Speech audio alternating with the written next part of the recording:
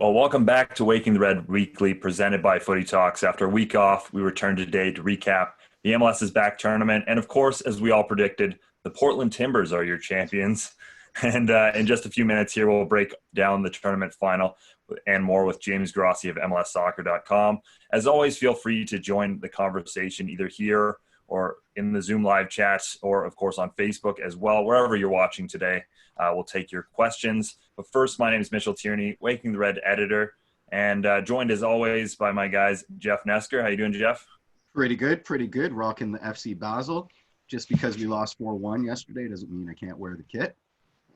adding an extra star to the show here. We have two for Jeff here now. And Mike, how you doing?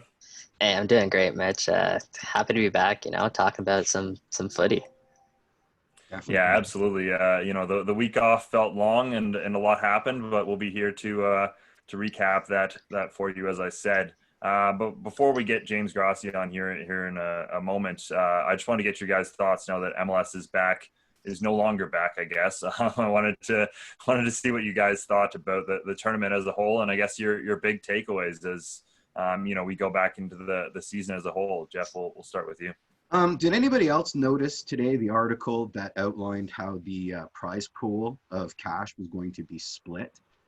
It was a bit of a shock because I was under the impression that the winner got all of the $1.1 million, but it looks now that it's been split pretty well across the line. I don't remember the actual numbers, but off of my memory, I think Portland gets $300K, Orlando gets $150, and then it goes right down the line. TFC gets some.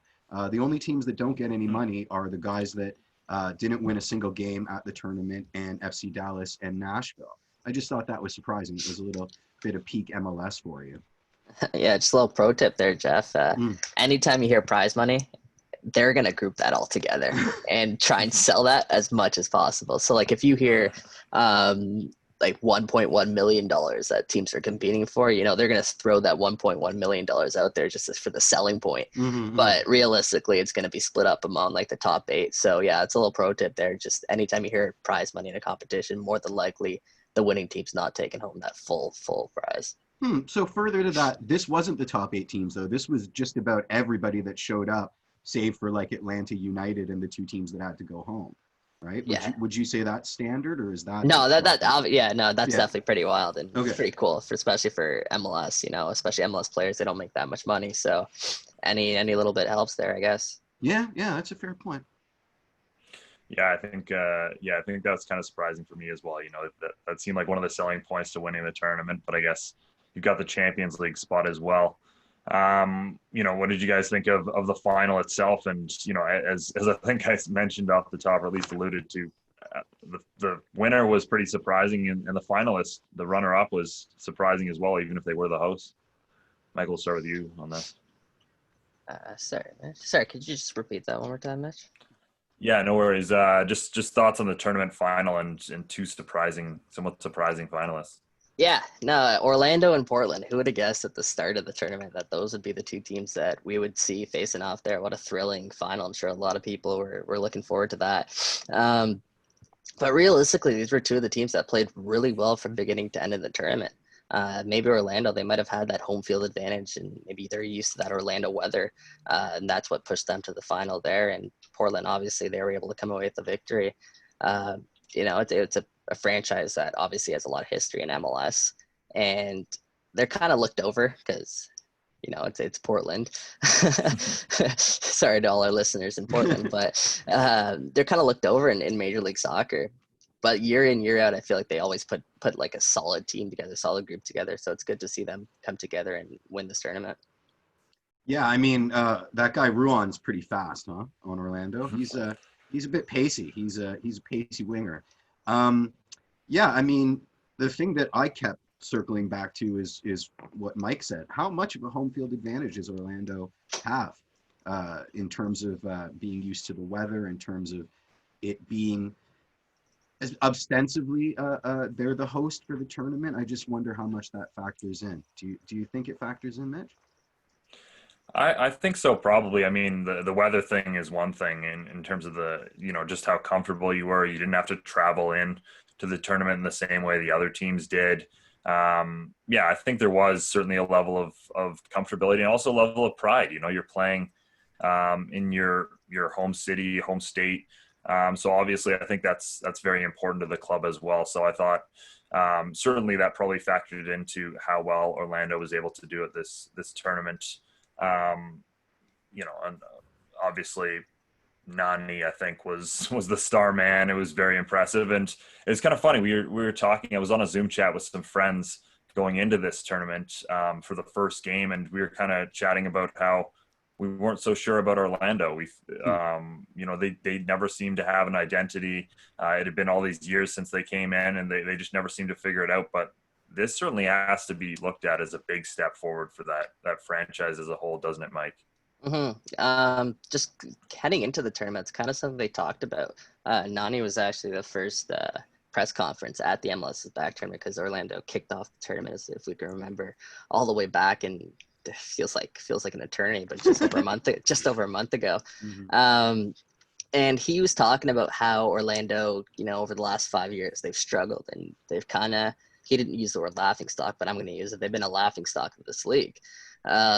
So for them to really have this push and come together, and Nani said, hey, this is what they wanted to do. They wanted to send the league a message and tell them that they're for real.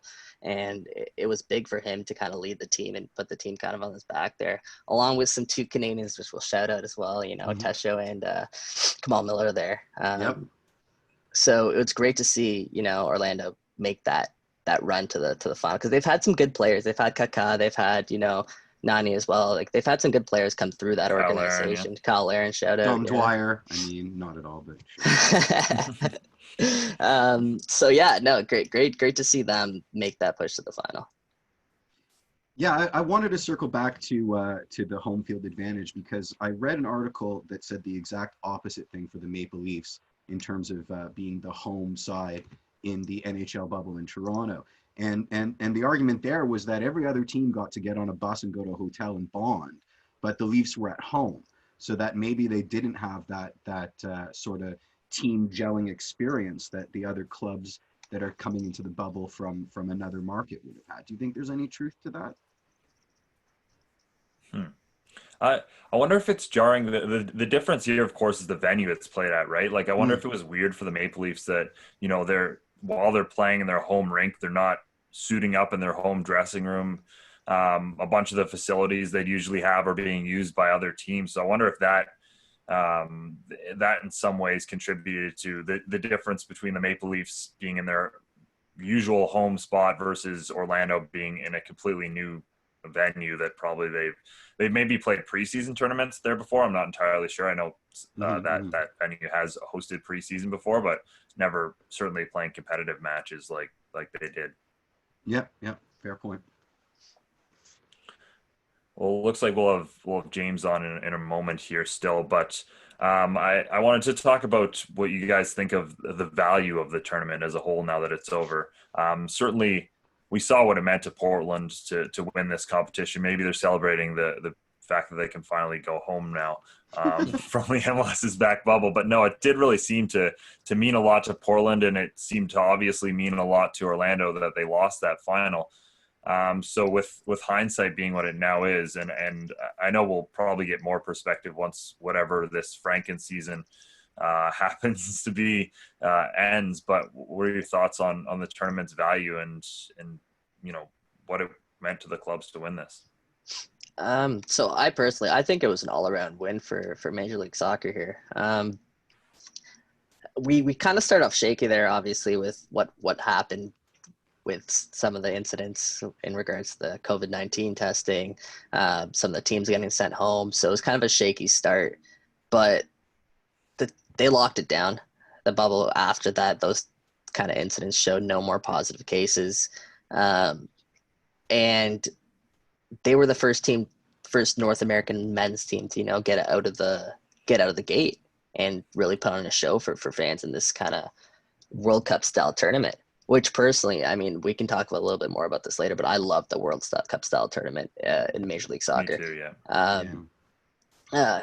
I want to ask Grossi about that, so we'll save talking about that for a little bit. But I think all around, just an overall success for MLS here at the MLS's back tournament. Yeah, I think Grossi's ready. I got a note, but I'm not sure how to do it. So Yeah, whenever he's available, we can bring him in here, Kevin. sure, But sure. um, just quickly as we wait for him, I want to talk about the final itself and kind of the feeling of finals, because this is something I've noticed, and something I've noticed in. It looks like James isn't quite ready, but something I've noticed in all major finals that I've watched so far, and there's only been a few, obviously, that have happened. NWSL, as well as the Premier Lacrosse League. Whereas everything else is kind of believable in the sports world. I can get used to these games behind closed doors, no fans. Finals just feel kind of different. I mean, maybe it was the fact that the MLS is back was on a Tuesday, Hmm. but there was something missing there for me, and there's been something missing in every final I've watched so far in sports. They just don't quite feel like a final in the same way that all the other regular season or even playoff games have kind of felt at least a little bit normal. I don't know if you have thoughts on this, Jeff. Well, I mean, it had enough dark arts gamesmanship for two regular finals, so it certainly um, felt like a final to me. I would argue that Sebastian Blanco going toe to toe with Oscar in what was it, the first half, that little dust up that they had, affected the game in a significant way. You can't have the did he win the MVP or was it Nani? I'm not sure. Does anybody know yet? I don't think it's out yet. Okay, okay. But I mean, to have the presumed tournament MVP get up in your face during the run of play couldn't have been something that was easily shrugged off. So it felt like a final to me with respect to how much dark arts gamesmanship was going on. But I agree with you. I mean, it's difficult to um, it's difficult to fake that atmosphere. It's without the people there, and I there's think no amount of laugh track that's going to do it. So Yeah, I think Mitch kind of touched on this though. The way that Portland celebrated after, you can tell it meant something for them. I mean, Mm-hmm. it's they did win a Champions League spot and obviously a little bit of cash there, but this was a unique situation where an unprecedented situation where teams were all, isolated in the bubble. This is an experience they all went through, an experience they probably never forget. They're gonna forget for the rest of their lives, right? And to emerge as champions, to emerge as victorious, that means something. I don't. Maybe that's just me, but I think that means something. mhm. Yeah, I certainly do too, and I think James is finally ready to go here. But There's the boy. yeah, it's good to have James on. Maybe he'll steer us away from the conversation where we've added Portland to the town of or to the group of you know cities and states that don't really like us. With that Iowa city that Tej mentioned in the first show, but Yeah, yeah, James Grossi of MLSsoccer.com and CanPL.ca. Thanks for joining us. No, it's my pleasure. It's nice to see all your faces, and I gotta apologize for my lighting situation here. My it's my ring fantastic. light for TikTok is not arrived yet, so we next time will be better. I promise. I know you're killing some stuff on TikTok, James. Come on. That's my burner, man. Don't tell anybody. Yeah, but James, we've been talking a little bit off the top here about it, but I wanted to get your thoughts on the MLS's back final and I guess a bit on the tournament as a whole, and what your takeaways were. I have a tendency with these tournaments to always burn myself out with the group stage, and you're sitting in front of the television for several hours a night, and by the time the knockout rolls around, I'm sort of forgetting which night we have games and which night we don't have games. But I think in the end, Portland sort of ruined the Cinderella story that was Orlando City's run in the Magic Kingdom for a trophy for that long beleaguered club down Mhm. there. I'm sure their long-suffering fans really enjoyed the show that they did put on for them. But in the end, it's the Timbers that end up lifting that trophy. It was a pretty good game. It was nice and feisty, which was something going into this tournament. None of us really knew exactly what it would mean to the various players. But we were sort of told that once the games got started, that those competitive juices would be flowing and we'd see some tasty tackles. And I think that was about as good of a final as you can expect from a situation where we all find ourselves, where nobody quite knows what's around the corner and what's coming ahead. Pareja and Orlando, they've been we've seen a lot of expansion teams come in over the last few years and do quite well and hit their stride relatively well. And Orlando was one of those last expansion teams that didn't do that. We'll see how Inter Miami gets on from their long losing streak as things progress. But for Oscar Pereira, a guy who knows this league really well, for him to put together that group and really get the best out of some of his players was pretty impressive and also pretty promising for a group that really needs to find a way to make their stamp on this league down there in Florida. We saw Nani looking about as well adjusted to the conditions into MLS as we've seen him, and I think that's probably a function of he's been around the league now. He's more comfortable. He knows his team, and the team is set up to really get the most out of him. And whenever you bring in a designated player like him, you're always a little uncertain of what you're going to get, and I think he showed his quality in this tournament, along with a guy like Chris Muller, who's been a pretty impressive player since he joined in the draft a couple of years ago. Going into this tournament, a lot of the talk was about how the environment, playing in front of no fans on a pitch at the ESPN Wide World of Sports complex in the Florida heat would sort of affect teams. And you can say that maybe that gave Florida an advantage and helped them make the final, but I don't think that holds true for Portland necessarily. So not really sure what to make of that. And for the Timbers, they emerged as a powerhouse in their first couple of years in the league after finding their way and winning that MLS Cup. And since then, they've sort of been, treading water as a club. And to see Giovanni Savarese and his guys sort of lift a trophy, whatever that means at this point, can only be good for them. We'll sort of have to see if they can carry that on to this MLS Returns portion of the calendar. And it's always good when you have another team that's pushing to be part of that top tier. Are they actually calling it MLS Returns? That's a good question. Because I love it. I'm not up to date on the lingo as is, but we will find out. Nice. MLS Strikes Back. Yeah, I was just about to say that. What are Revenge of VAR. What are your thoughts on these restart plans, James? I don't know. It's pretty bold. We're sort of. I was on Don Garber's conference call the other day, and we didn't seem to get much past the question of if the league decided to stop because of the situation at the time, what has changed that makes them think that now they can go forward.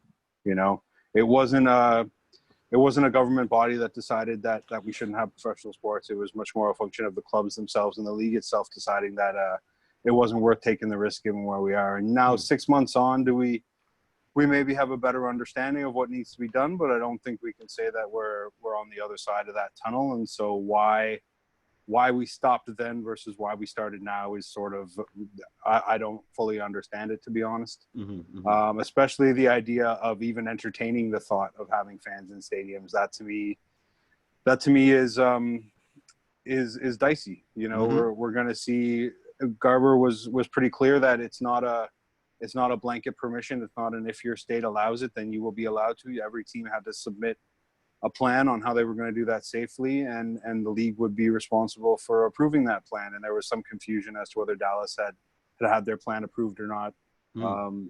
So it's something we're going to have to watch. We've seen what happened in the USL. We've seen what's happened in baseball, where they tried to do this traveling roadshow thing. And given the number of players and teams involved, and given the number of cases, you can make an argument that perhaps it is okay, but it's also pretty scary that it's not as effective as the bubble situation has been. We've seen how good of a situation that can be for teams to all get based in one location and find a way to keep it safe, versus what happens otherwise. And so we're sort of dipping our toes out into that unknown right now with this plan.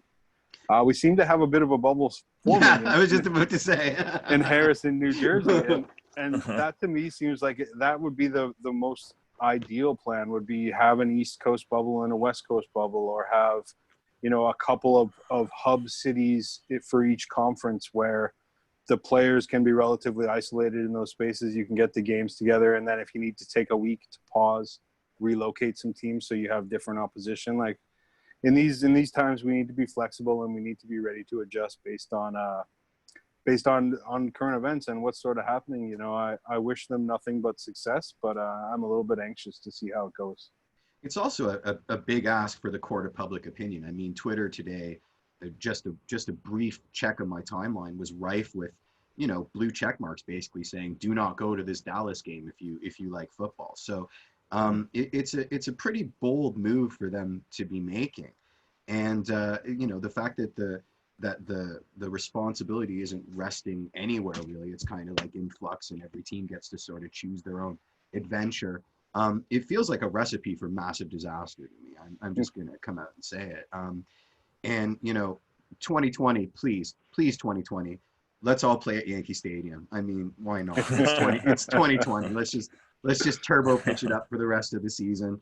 I kind of want to see them play in like a big, massive NFL stadium and have the teams with the lines playing. Have the team lines or no lines, doesn't matter. Yeah. Have the teams that are not playing in the various sections of the stadium, so you can pan over and see Michael Bradley watching Columbus Crew beat Red Bulls or something like that. I think that'd be fun. Sign me up. Seriously. Yeah. 24-hour sign me up. Cameras, yeah. Great. And then they can play spike ball on the field like they're doing at BMO. It'll be amazing. Yeah, just set up some spike ball. It won't hurt the pitch at all. Get a reality show going there. I guess what surprises me is like MLS is back. Like they had about as near a miss with like a full-on pandemic cancellation as any tournament's had so far. So like it doesn't seem like they learned from that at all. Like they really it seemed pretty touch and go for a while whether this would actually happen. So I don't know. This restart plan to me seems pretty risky and kind of surprising, especially coming from MLS. Mm-hmm. Yeah. It's I guess it's one of those things of are things ever going to be perfect? Is the situation ever going to return to the point where we're not thinking about this sort of thing again? And if that's the case, how long do we wait? How long do we sort of, as flippant as it sort of sounds, like you only learn about your mistakes in retrospect. And let's hope this isn't too big of a mistake and that everyone's safe and we find a way to do it properly. But yeah, there's going to be some sleepless nights for a lot of people these next couple of weeks as we see how this works. Indeed. Yeah, James, what I wanted to talk about a little bit was kind of touching back on the MLS's back tournament. We spoke a little bit about it before you got on, but what are your thoughts on making this event an annual event? Because, it's a world style cup competition. MLS is looking for some selling points. Is this one of them? I think it could be, but you'd have to do it right. I think when I look at this World Cup format and how it sort of played out, let's say you wanted to make it a preseason tournament, which sort of makes the most sense for the calendar. You have your All-Star game festivities in mid-season, and you have, your Open Cup and your Superliga or whatever we're calling it these days, and the Campeones Cup. You have the schedule is pretty packed in the middle of the year, and then you have your MLS Cup playoffs, which are becoming a pretty solid treat at the end of the year. So I think if you looked at this as a preseason tournament, it's definitely something you could consider.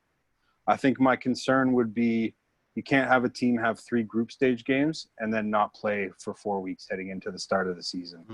And so you'd have to find some way of making the group stage bigger and making the knockout stage smaller. So if you had some sort of maybe not a full group where everybody plays everybody once for East and West, and then the top 2 went on to a semifinal and a final, and then you knock that out on a midweek and a weekend, and then the following weekend every team's back in league action. Then for a team that doesn't make it to the knockout stage, you've still had your, let's say, 7 or 8 games over the preceding month, and then you're only off for about 2 weeks before you start the season. You couldn't use it as a build into the season if you were going to get knocked out in the group stage and not play for a month. So I don't think we could do the proper sort of round of 16, quarterfinal, semifinal, final format, but it's definitely interesting. And I think we've seen in this that those competitive juices that I mentioned that the players get once you start getting into games that mean something really do come out. And we saw some pretty good football over the course of this. And, as you said, the league is always looking for ways to sort of add some importance to things or to catch the attention. And I think kicking off the season with a little tournament like this would be a pretty neat way of doing it. Mm-hmm. Is there time? I mean, 5 weeks. It's a pretty packed schedule in real, pre-COVID life. Is there? I mean, imagine if the team's also playing in the CCL. Like, where do they fit these fixtures in? Well, I think you'd be looking at playing only in warm weather locations, and you'd be starting in like February, if not the end of January, and like. the MLS off season, if MLS Cup is going to be around the first 10 days of November, you know, Michael Bradley will tell you that 2 months off is way too much time for a footballer. They want to be playing as much as they can. And so, you know, if you get together for preseason with your group in the start of the new year, and then a couple of weeks later you find yourself in Florida or in California or in Arizona to get this tournament started, I think it would actually be nice in the sense that over the course of the year, a club is going to have, you know, a guaranteed 40, 50 games versus the 34 or so that you're guaranteed now. And that just gives more players a chance to see the pitch and teams more time to develop. And, you know, you mentioned the CONCACAF Champions League. One of the problems always for these games is that they're not ready by the time that comes around. And, you know, inadvertently, this could be the solution for that. If you're done with your MLS PreSeason Cup Fest, whatever we're going to call it. Call it MLS is back. It makes no sense, but let's just call it MLS is back. Hey, it will be back from whatever break it has taken. Exactly. So, I mean, like, yeah, that's good by me. And then you build yourself into the CONCACAF Champions League. I think that could be a two birds with one stone sort of situation. Mike, you had something? I was just going to say, James made a really good point when he said maybe that we could cut some of the teams that are advancing off at maybe like 4, maybe put a cap on it, sit at 8. But I thought it was really odd that 16 out of the 23 teams competing in the group stage tournament actually advanced on to the knockout round. So I figured, you know, that is an easy solution, kind of narrow down the people who are advancing. Yeah, I'm all on board, as you guys know. I made that clear. I love this tournament style. What would the prize be, Mike? Or James or anybody? Like, I mean, I don't think a CCL berth would be viable, right? I think it's pretty clear it needs to be GAM or TAM or HAM or whatever ham is going around at that point. You could find a lot of different ways. It could be a straight up cash prize, you know, for the players. You win Carlos Vela. That trophy was pretty nice, eh? The trophy was nice. Maybe an extra DP spot, an extra TAM spot, you know.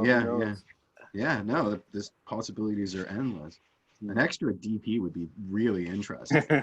Because imagine you win it like 3 years in a row and you're fielding like a starting 11. Oh, it would only be for 8 months. And then your accountant would have to figure out how in the world to make that happen. There would be some creative loans happening and stuff like that. It would be fascinating, you know? Yeah. Mike, I think you should go next because my second question is kind of a wrap. All right. Let's do it. You touched on this a little bit, James, and I want to hear more about this because I'm all for this. What are your thoughts on Toronto FC loaning Julian Dunn to the Canadian Premier League and some of their other youngsters to the Canadian Premier League? No, it had to happen. I mean, you know, when it was announced that there was no way that TFC2 were going to be able to fulfill their USL League One commitments this season, it was, you know, a lot of players were very much in limbo as to what the year was going to look like for them. And, you know, what you want as a young player, especially guys that are at on this sort of cusp of making it, is that you need to see some progress every year. It's not always going to be linear progress. It's not always going to be a straight rise, but you need those experiences and you can't waste, you know, professional soccer is a pretty short career and you can't afford to waste 12 months the way that this potentially could have been for some of those guys. And so, you know, when it comes to where the guys landed, like I sort of wish that we had seen a little bit more. You know, you look at a guy like Jordan Peruzza, you look at a guy like Matt Serbel, those are two guys that I think really would have benefited both from being somewhere else and getting those minutes and would have been an asset to whatever club it was that managed to bring them in. But, you know, given the circumstances and the uncertainty and the time crunch that we were sort of in, it makes sense that, you know, they did as much as they could with the time at hand. For me, loans are always sort of tricky because it has to be the right fit for both the player and for both of the clubs. You know, we saw Robert Boscovich and Sean Hundle at Ottawa last season, and neither one really saw a whole lot of playing time. And you know, I don't think that the ties between the Ottawa Fury back then and Toronto FC were particularly strong. There's no sort of coaches that have crossed paths, and I think that's a particularly important point or part to a loan, is that there's some personal reason why that is the good fit for the guy. And so, you know, we'll sort of see how each of them fit. When I look at the teams and I'm preparing for the CPL season to start, so I'm sort of familiarizing myself with where everybody stands, you know. Julian Dunn and Dante Campbell going to Valor to work with Rob Gale, a guy who they've worked with at the youth national teams before.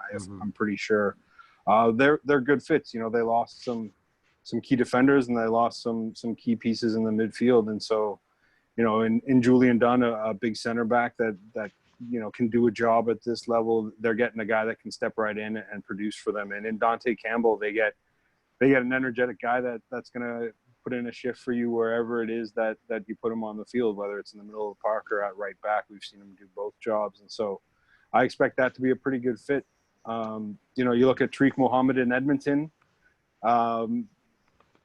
Jeff Paulus is a guy that will love the sort of edge that Tariq plays the game with. And I know it's something that Tariq has been working on, sort of finding a way to throttle himself and use that to fuel only good things in the game and not just get himself sent off or carded. But I would not be surprised if he gets sent off at some point in this little experiment that we're having. But, I think he'll fit nicely with the sort of energetic football that Jeff Paulus likes to play there in Edmonton. And then, Robert Boscovich in Calgary with Tommy Wheeldon and those guys, he's the perfect fit.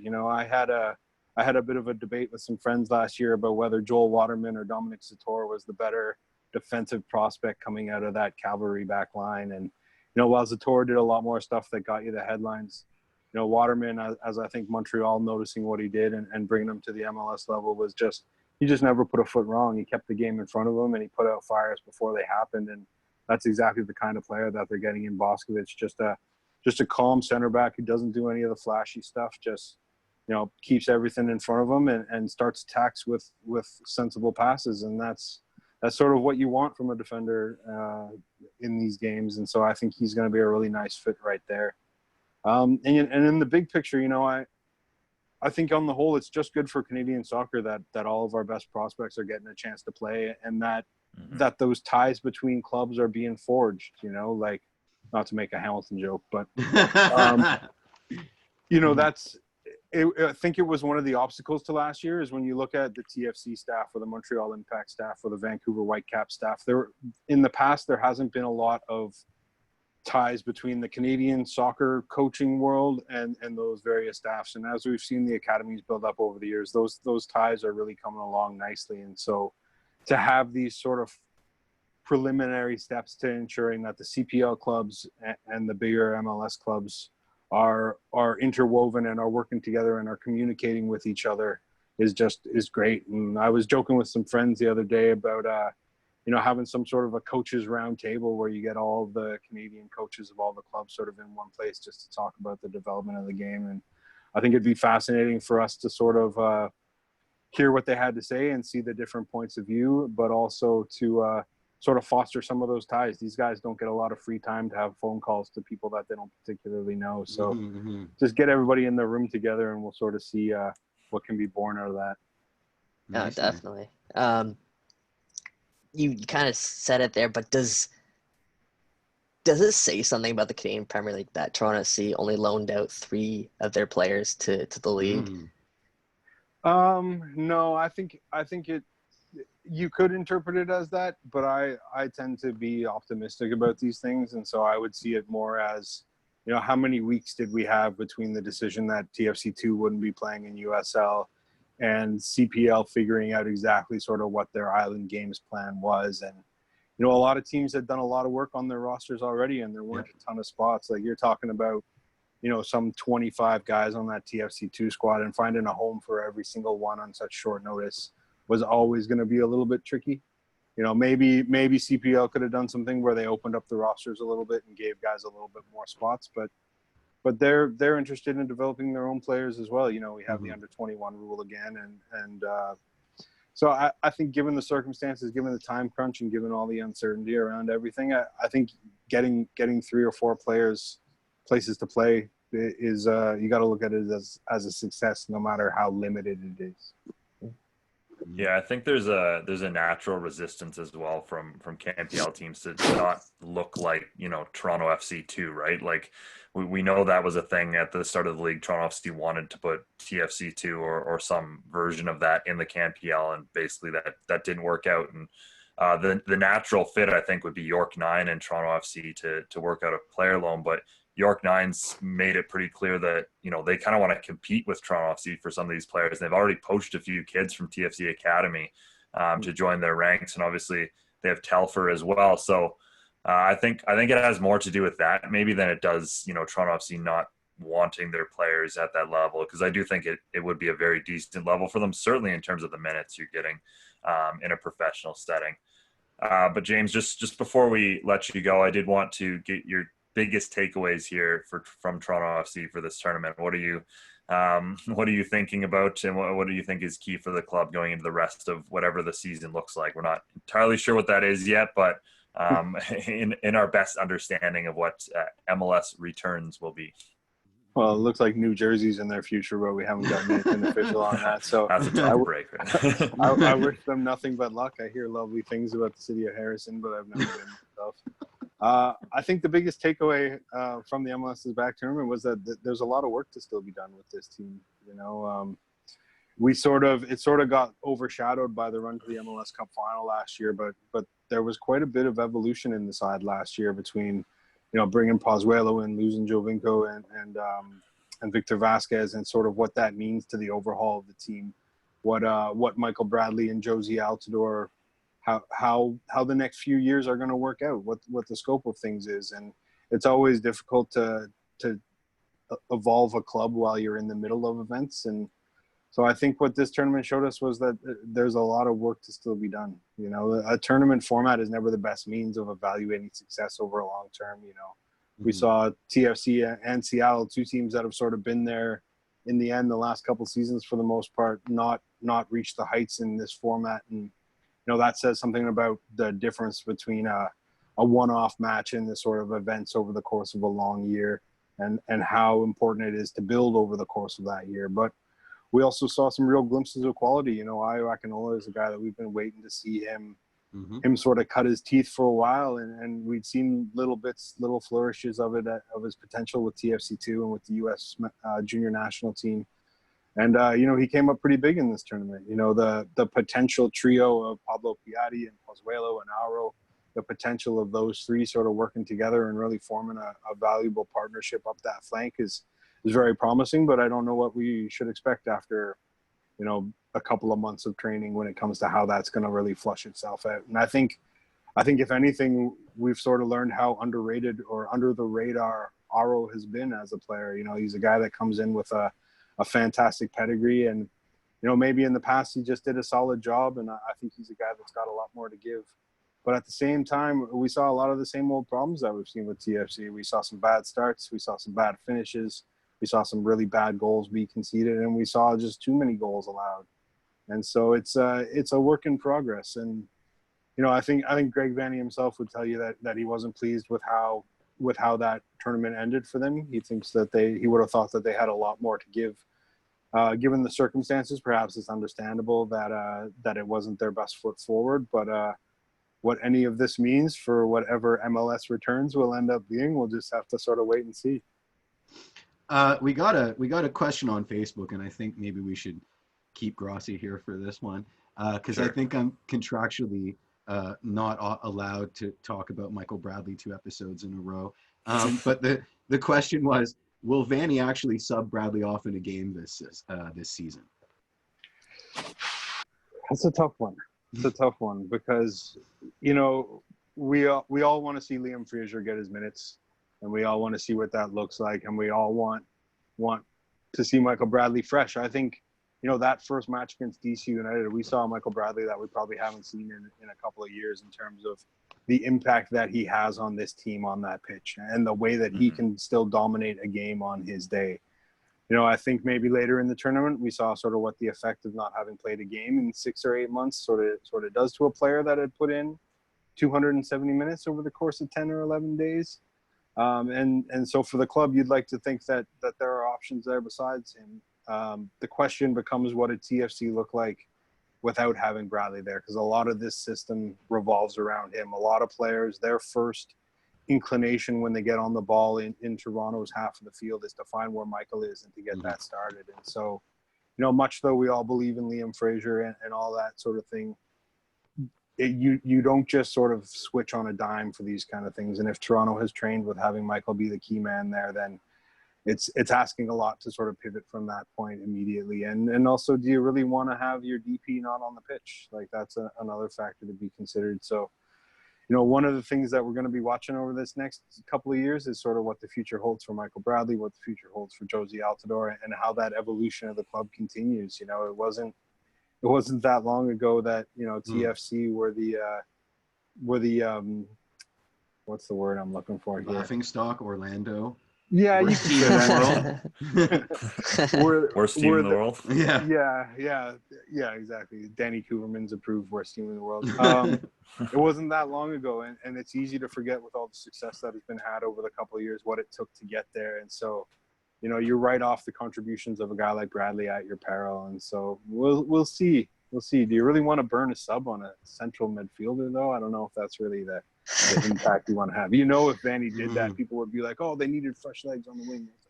So, yeah, it's a thankless job. The gaffer's got a thankless job, that's for sure. Very much so, yeah. Yeah, definitely. But thank you so much, James, for joining us. As you said, looking forward to seeing what the future holds as MLS returns, whatever that will mean for Toronto FC, whether that's in New Jersey or some pseudo-Canadian tournament or whatever happens over the next couple of weeks. Certainly keep an eye on James's work as always. One of the smartest people, I think, within Canadian soccer. So thanks again, James. Oh, my pleasure. And I'm always there for the compliments, man. Of course, and I'll keep on dishing them out. Yeah, absolutely. But guys, just as we wrap up this show, and of course, thanks again to James for joining us. I wanted to just talk about probably one of the biggest stories over the summer for Canadian soccer, and that's Jonathan David's future. Announced officially yesterday that he's moving to Lille in France, Liga. Now, Jeff, I'm going to put you on the spot because when this initially got rumored, you said that you felt that this was a lateral move for Jonathan David. Do you still feel that? And what are your thoughts on the move? I mean, I know my issue was more with Leeds when Leeds was thrown out, because I think a striker looking to put themselves in the shop window, despite Bielsa, doesn't go to a team that just got promoted, that is going to play bunker ball, and smartly so. So my worry was him going to Leeds might have been too early. In terms of Lille, reading a bit more about it and understanding the coach's philosophy, but also understanding that Arsenal is probably the first number on their list when they sell on players, I'm pretty happy with the move, if I'm being honest. Ligue gets the short shift here, because unless you've got a subscription to be in Ultimate or whatever, you're not watching it legally. So I think it's going to get a lot more eyeballs onto Ligue 1. It's certainly a lateral move in terms of distance. I think the two grounds are 80 kilometers away from each other,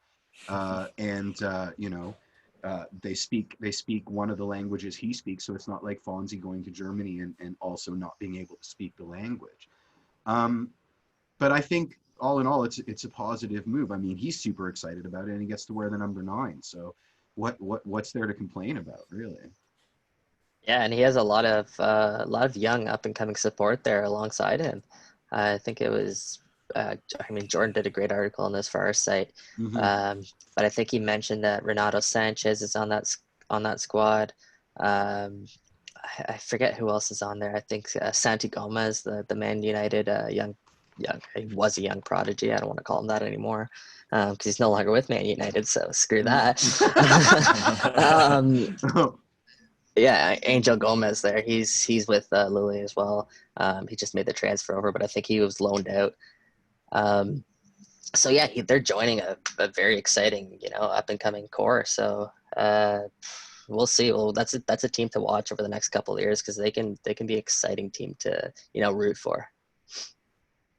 Yeah, definitely. I think this is an exciting move for him, as you've said, for a lot of reasons. Good young team, solid league, and a team with a proven track record of moving players on. And for me, this just kind of demonstrates the intelligence of Jonathan David. We know the clubs he was linked to. We know the clubs his agent was talking to.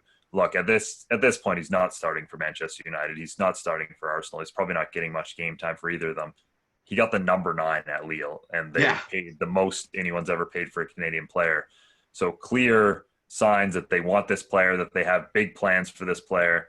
So I think very smart from Jonathan David. Absolutely. And I think this is going to end up being a great move for Lille, because I have all the confidence in the world in this player. And, he basically hasn't put a foot wrong since he's gone to Europe, which is incredibly difficult for a Canadian player and something we've almost never seen before. So very excited to see that, and excited to, have our show back. This is great to return. And again, we don't exactly know what the rest of MLS will look like, but maybe we'll get an update tomorrow at 12:30 on Footy Talks Weekly. They're being joined by Ali Curtis, so you're going to want to tune into that. You'll get some insight for sure into his thoughts on how the MLS's back tournament went, and of course where we go from here. You can join the Zoom audience and ask questions by heading over to homestandsports.com. Thanks again to both of you. Another great show in the books. Thanks again to James Grossi for all of his insights, Sophia and Kevin for putting the show together. And of course, as always, all of you for listening and watching. We really appreciate everything, and see you all next Tuesday. Ciao. Ciao, ciao.